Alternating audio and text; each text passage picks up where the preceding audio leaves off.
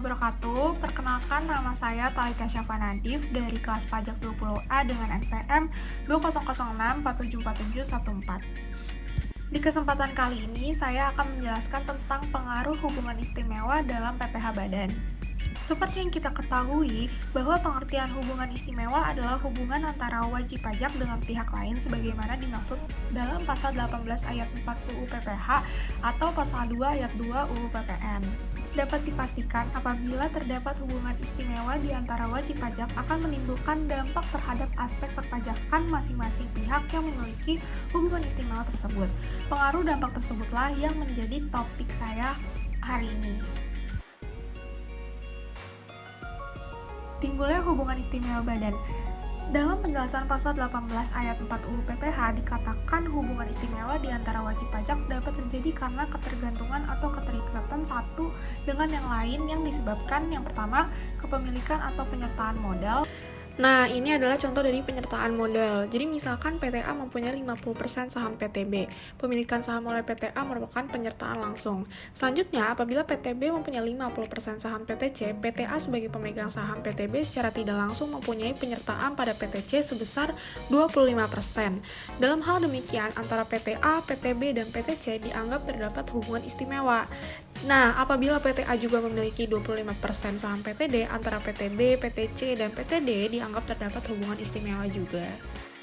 Atau adanya penguasaan melalui manajemen atau penggunaan teknologi.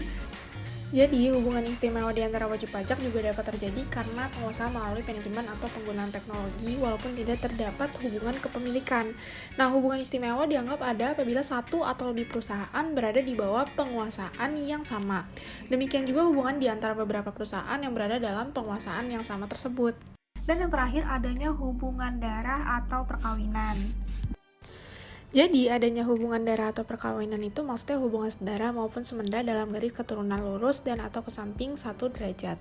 Nah, yang dimaksud dengan hubungan keluarga saudara dalam garis keturunan lurus 1 derajat adalah ayah, ibu, dan anak. Sedangkan hubungan keluarga saudara dalam garis keturunan ke samping 1 derajat adalah saudara. Kemudian, kalau keluarga semenda dalam garis keturunan lurus 1 derajat adalah mertua dan anak tiri, sedangkan hubungan keluarga semenda dalam garis keturunan ke samping 1 derajat adalah ipar. Nah, selanjutnya pengaruh hubungan istimewa badan. Jadi sebagaimana disebutkan di awal, tadi kan apabila terdapat hubungan istimewa di antara wajib pajak, maka akan menimbulkan dampak terhadap aspek perpajakan masing-masing pihak yang memiliki hubungan istimewa tersebut. Nah, dampak terhadap hubungan istimewa tersebut itu diatur dalam pasal 18 ayat 3, ada di 3A, 3B, 3C, dan 3D UU PPh, di mana DJP memiliki kewenangan yang pertama, kewenangan menentukan kembali utang sebagai modal.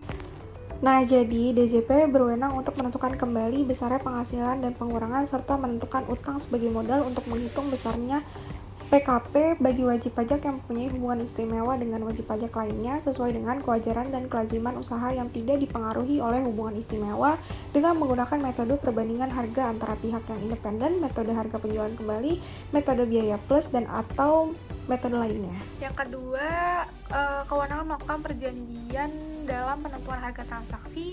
Jadi, DJP berwenang melakukan perjanjian dengan wajib pajak dan bekerjasama dengan pihak otoritas pajak negara lain untuk menentukan harga transaksi antara pihak-pihak yang mempunyai hubungan istimewa yang berlaku selama suatu periode tertentu dan mengawasi pelaksanaannya serta melakukan renegosiasi setelah periode tertentu tersebut berakhir. Lalu, kesepakatan harga transfer atau Advance Pricing Agreement atau yang disingkat APA adalah kesepakatan antara wajib pajak dan DJP mengenai harga jual wajar produk yang dihasilkannya kepada pihak-pihak yang mempunyai hubungan istimewa dengannya. Tujuan diadakannya APA adalah untuk mengurangi terjadinya praktik penyalahgunaan transfer pricing oleh perusahaan multinasional. Ketiga, kewenangan menetapkan pihak yang sebenarnya. Nah, jadi wajib pajak yang melakukan pembelian saham atau aktiva perusahaan melalui pihak lain atau badan yang dibentuk untuk maksud demikian dapat ditetapkan sebagai pihak yang sebenarnya melakukan pembelian tersebut sepanjang wajib pajak yang bersangkutan mempunyai hubungan istimewa dengan pihak lain atau badan tersebut dan terdapat ketidakwajaran penetapan harga. Nah, ketentuan ini tuh dimaksudkan untuk mencegah penghindaran pajak oleh wajib pajak yang melakukan pembelian saham atau penyertaan pada suatu perusahaan wajib pajak dalam negeri melalui perusahaan luar negeri yang didirikan khusus untuk tujuan tersebut. yang keempat, kewenangan menetapkan sebagai penjual. Jadi, penjualan atau pengalihan saham perusahaan antara conduit company atau special purpose company yang didirikan atau bertempat kedudukan di negara yang memberikan perlindungan pajak atau tax haven country yang mempunyai hubungan istimewa dengan badan yang didirikan atau bertempat kedudukan di Indonesia atau bentuk usaha tetap di Indonesia dapat ditetapkan sebagai penjualan atau pengalihan saham badan yang didirikan atau bertempat kedudukan di Indonesia atau BUT di Indonesia. Dan yang kelima, kewenangan penentuan kembali besarnya penghasilan. Besarnya penghasilan yang diperoleh wajib pajak orang pribadi dalam negeri dari pemberi kerja yang memiliki hubungan istimewa dengan perusahaan lain yang tidak didirikan dan tidak bertempat kedudukan di Indonesia dapat ditentukan kembali dalam hal pemberi kerja mengalihkan seluruh atau sebagian penghasilan wajib pajak orang pribadi dalam negeri tersebut ke dalam bentuk biaya atau pengeluaran lainnya yang dibayarkan kepada perusahaan yang tidak didirikan dan tidak bertempat kedudukan di Indonesia.